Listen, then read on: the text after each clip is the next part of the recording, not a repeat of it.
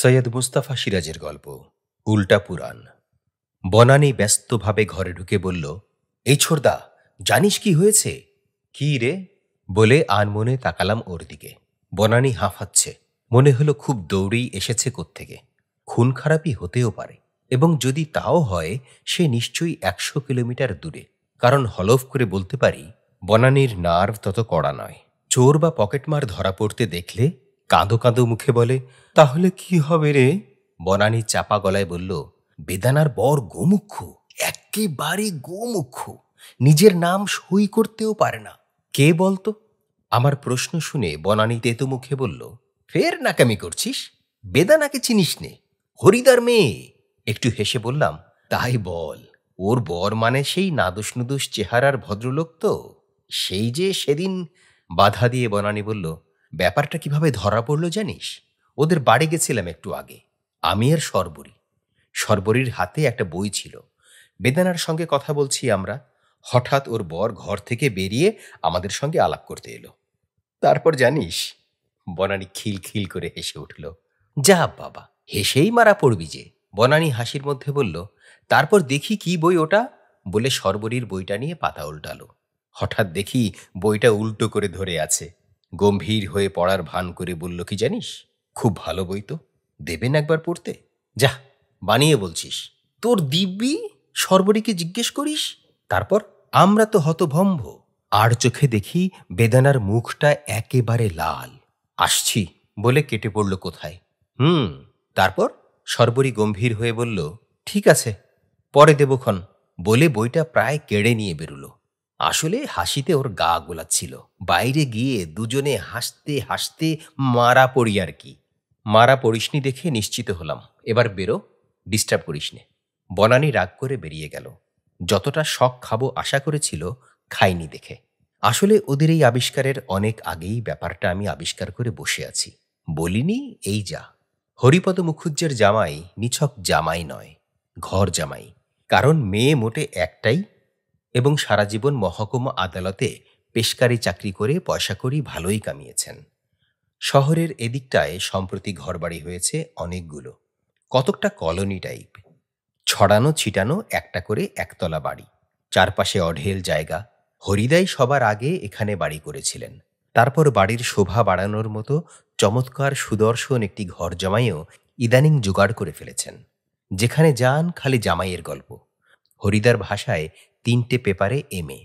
লোকের চোখ দেখেই নাকি বিদ্যা বুদ্ধি, শিক্ষিত অশিক্ষিত ধরা পড়ে। কোথায় পড়েছিলাম বলতে পারবো না, কিন্তু আমার ধারণা এ এক ব্রহ্মজ্ঞান। কিছুদিন আগে হরিদার জামাই আমার এই ব্রহ্মজ্ঞানের পাল্লায় পড়েছিলেন। নেহাত হরিদার মুখ চেয়ে এবং চক্ষু লজ্জায় পড়ে বলিনি কাকেও। আসছিলাম ট্রেনে, কামরায় তত ভিড় ছিল না। পথে একটা জংশন পড়ল। আমার উল্টো দিকে নাদুস নুদুস ফর্সা গ্রাম্য চেহারার এক ভদ্রলোক বসেছিলেন। বয়স 30 থেকে 40-এর মাঝামাঝি যে কোনো সংখ্যা হতে পারে। এমন মাকুন্দে এবং বেবি ফেস দেখে বয়সের ভুল হয়েই থাকে। তো হঠাৎ দেখি ভদ্রলোক জানালা দিয়ে মুখ বাড়িয়ে হকারের কাছ থেকে একটা ইংরেজি কাগজ কিনলেন। ইংরেজি কাগজ কেনাটা কিছু নয়, কিন্তু কাগজটা উল্টো করে ধরে পড়ার ভান করাটাই গন্ডগোল বাঁধালো। আমি তো অবাক। আশেপাশে আরও কজনও দেখি মুখ এবং চোখ টিপে আড়ালে হাসাহাসি করছেন। একজন তো বলেই ফেললেন, কি দাদা, আজকের বড় খবর কি দেখছেন? ভদ্রলোক কিন্তু নির্বিকার। এদিকে সঙ্গে সঙ্গে আমার মনে পড়ে গেছে সেই ব্রহ্মজ্ঞানের কথা। ভদ্রলোকের চোখ দুটোই বলে দিচ্ছে বিদ্যে বুদ্ধির খবর। গায়ের চাষাভূষর চোখ একেবারে, চাউনিতে ভোঁতা ভাব, কেমন ধোঁয়াটে আর নির্বাক। মানুষের চোখও তো কথা বলে, স্বীকার করতেই হবে। এমন অবোধ অপগণ্ড চোখ আমি চাক্ষুষ করিনি কদাচ। ভাগ্যিস কামরায় তত ডেপো কেউ ছিল না, তেমন ছেলে ছোকরাও না। থাকলে লোকটার প্রচুর খোয়ার হতো। তবে যিনি খবর জিজ্ঞেস করছিলেন তিনি কিছুটা খোঁচাতে ছাড়লেন না। আসলে আমরা ততক্ষণে মনে মনে ধরেই নিয়েছি এ ব্যাটা এক ঘুঘু, ঠকের রাজা। তাই ঠিক ঠিকানা শেষে গন্তব্য এবং নামধাম নিয়ে পড়লেন প্রশ্নকারী। লোকটা আশ্চর্য বেহায়া বলতে হয়। হাসি মুখে জানিয়ে দিল সে বনবিহারী চক্রবর্তী, যাচ্ছে বহরমপুর। না, সেখানে বাড়ি নয়, শ্বশুর বাড়ি। শ্বশুরের নাম হরিপদ মুখুজ্জে। তখন আমি হইচই করে বলেছিলাম, কি মুশকিল, আপনি হরিদার জামাই? তাই বলুন, গেছিলেন কোথা? কলকাতা? একা কেন? হরিপদ মুখুজ্জে এ পাড়ায় সবার দাদা। বাবাকেও শুনেছি হরিদা বলতে। রোগা ঢ্যাঙা গড়নের মানুষ, মুখে হাসিটি লেগেই আছে। তার মেয়ে আমার বোন বনানীর সঙ্গে কলেজে পড়ত। ওকে দেখেছি। পাড়ার মেয়ে বলে নিশ্চয়ই অসংখ্যবার দেখেছি, কথাও বলে থাকব। কিন্তু কেন কে জানে এই দেখা বা জানাশোনাটা তেমন স্পষ্ট নয়। বনানীর অনেক বন্ধুই তো আছে, তাদের প্রত্যেককে আমার যেমন চেনা নেই, জানা নেই, এও তেমনই। নিশ্চয়ই বেদানার মধ্যে উল্লেখযোগ্য কিছু ছিল না। কিন্তু হরিদা যে বলে বেরিয়েছেন তার জামাই 3টে সাবজেক্টে এমএ, নিশ্চয়ই একটা গুরুতর ঠকবাজি হয়েছে। শুধু অবাক লাগে হরিদার মতো ঘোড়েল মানুষ কার পাল্লায় পড়ে এই গণ্ডগোলটি করে ফেললেন। উল্টো করে ইংরেজি কাগজ পড়া লোককে দেখলে যেন নিজের মধ্যে কি এক অহংকার হুঁ হুঁ করে আঁচ দিতে থাকে। সবচেয়ে আশ্চর্য, এই 2 মাসেও হরিদা ব্যাপারটা টের পেলেন না। নিশ্চয়ই পেয়েছেন এবং মনে মনে পোষতে শেষটা চেপে গেছেন। ভাগ্যের মার বলে মেনে নিয়েছেন নিশ্চয়ই। কিন্তু কষ্ট হয় বেদানা বেচারির কথা ভাবলে। পরে বনানীকে জিজ্ঞেস করেছিলাম, বেদানার প্রতিক্রিয়াটা কি? বনানী জিভ কেটে বলেছিল, ভ্যাট, কি যে বলিস, ওকে এসব জিজ্ঞেস করা যায় নাকি? বোঝাই তো যায় রে বাবা। বেচারি চুপচাপ মেনে নিয়েছে। বলেছিলাম, দেখবি একদিন বোমা ফাটবে। এ যুগটা যে অন্যরকম। মেয়েরা আজকাল কত কনসাস। বনানী চোখ পাকিয়ে বলেছিল, তুই মেয়েদের বুঝিস? মেলা বকিস নে তো। দেখ বনি, আগের যুগের মেয়েরা যে কোনো একটা পুরুষ মানুষ পেলেই শাট আপ, আমি তোর ছাত্রী নই বলে বনানী কেটে পড়েছিল। কিন্তু আমার মাথায় খালি বেদানার চিন্তা। শুধু গোমুখ হলেও কথা ছিল, লোকটা যে ঠক। উল্টো দিকে ইংরেজি কাগজ পড়ে, সুতরাং বোঝাই যায় নিতান্ত নির্বোধ ঠক। আমাদের পাড়ার নিচেই গঙ্গা, এখন 12 মাস জলে ভরা। ফারাক্কা থেকে জল আসছে। বিকেলবেলা একবার গঙ্গার ধারে ঘুরে আসা ছেলেবেলা থেকে অভ্যেস। সেদিন একটু দূর থেকে দেখি হরিদার জামাই বনবিহারী লাটুবাবুদের বাড়ির পেছনে দাঁড়িয়ে আছে। এভাবে কারোর বাড়ির পেছনে দাঁড়িয়ে থাকাটা সন্দেহজনক। লক্ষ্য রাখলাম। একটু পরে দেখি সে নিচু পাঁচিলের কাছে এগিয়ে গেল। তারপরই কি একটা ঘটল। সে সাত করে পিছিয়ে এসে হনহন করে চলতে শুরু করল। কুকুরের চেঁচামেচি শোনা গেল এতক্ষণে। কুকুরের ভয়েই পিঠ টান দিয়েছে বনবিহারী।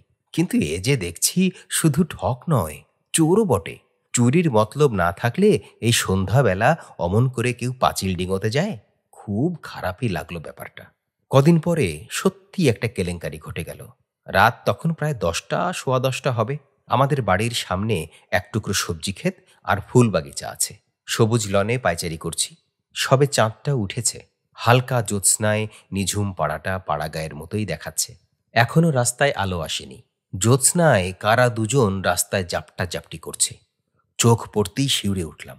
খুনোখুনি হচ্ছে নাকি? গেটের মাথায় বুগানভিলিয়ার ঝাঁপি, ঘন ছায়া পড়েছে। জীবনে কখনো সচক্ষে খুনোখুনি দেখিনি, এবং এখন সেই সাংঘাতিক ব্যাপারটা ঘটছে ধরে নিয়েই কাঁপা কাঁপা শরীরে উৎপাতলাম। তারপর অবাক হয়ে দেখি লড়াইটা বেঁধেছে একজন পুরুষ এবং একজন স্ত্রীলোকের মধ্যে। স্ত্রীলোকটি পুরুষটিকে জাপটে ধরে আছে, আর পুরুষটি নিজেকে ছাড়িয়ে নিতে চাইছে।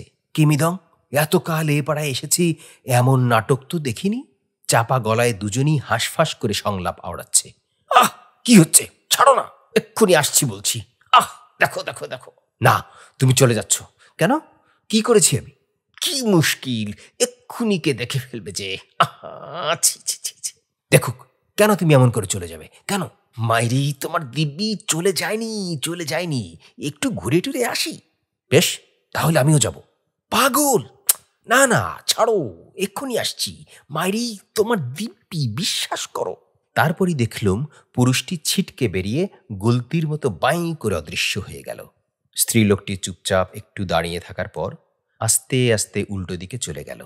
কিন্তু ব্যাপারটা কি? রাস্তায় গিয়ে দেখলাম স্ত্রীলোকটি হনহন করে এগিয়ে যে বাড়ির গেট খুলে ঢুকল সেটি হরিপদ মুখুজ্জের মাধুরী ভিলা।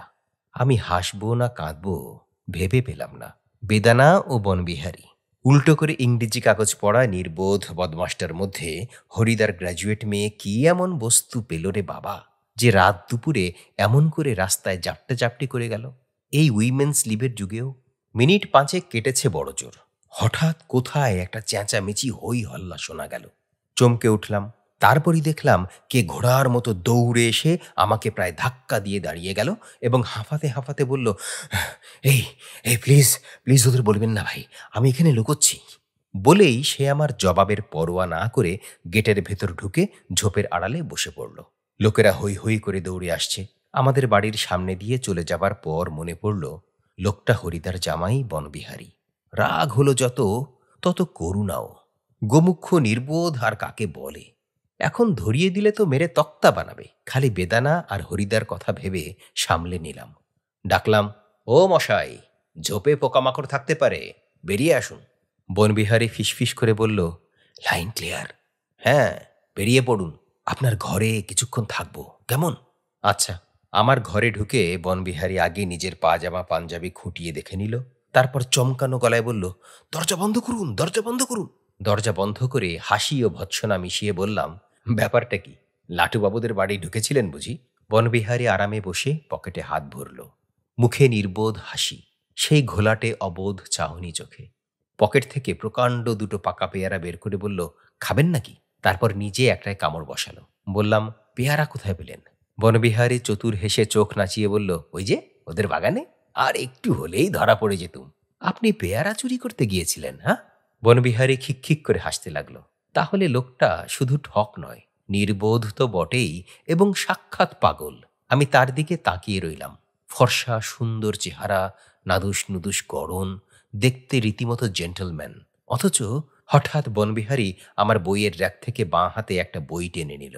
তারপর তাচ্ছিল্য করে পাতা উল্টে পড়ার ভান করল। সেই উল্টো করে ধরা বই। আর চুপ করে থাকা গেল না। হাসতে হাসতে বললাম, আপনার বুঝি উল্টো করে বই পড়া অভ্যেস? সেদিনও ট্রেনে দেখছিলাম উল্টো করে ইংরেজি কাগজ পড়ছেন। বনবিহারী নির্বিকার মুখে মাথা নেড়ে বলল, আপনি ঠিকই ধরেছেন, কিন্তু এতে কি লাভ? একটা এক্সপেরিমেন্ট করছি অনেক দিন থেকে। আমার ধারণা উল্টো করে পড়লে প্রত্যেকটি হরফের এ যাবৎ অজানা চরিত্র বেরিয়ে আসে। বনবিহারী আমাকে আরো অবাক করে বলতে থাকলো, জানেন তো, সঙ্গীতে যেমন অশ্রুত ধ্বনি থাকে, এও তাই। বলে সে মার্লো পন্টি নামে মনোবিজ্ঞানীর বিখ্যাত বইটা থেকে উল্টোভাবে গড়গড় করে পড়ে চলল। আমি তখন আকাশ থেকে পড়ে হাড়গোড় ভাঙা হয়ে গেছি। হরিপদ মুখুজ্জে জামাইয়ের চোখ দেখে ঠকেছি। যাগ্গে, বললাম, কিন্তু পেয়ারা চুরিও কি কোনো এক্সপেরিমেন্ট? বনবিহারী লাজুক হেসে বলল, ব্যাপারটা হলো, রোজ গঙ্গার ধারে বেড়াতে যাই আর পেয়ারাগুলো দেখে ভাবি পেয়ারা তো বাজারে কেনা যায়, কিন্তু সে হলো সিধে দিক, বরং উল্টো করে বই পড়ার মতো উল্টো দিকে, অর্থাৎ বাধা দিয়ে বললাম, বুঝেছি, এবং কেন ঘর জামাই হয়েছেন তাও বুঝে গেছি। পেয়ারাটাও উল্টো দিকে খাচ্ছেন। বনবিহারী বোঁটার দিকে পেয়ারাকে কামড়ে উল্টো করে ধরা বইটা গম্ভীরভাবে পড়তে পড়তে আনমনে বলল, এই বেদানাটাকে মশাই বোঝানো যায় না।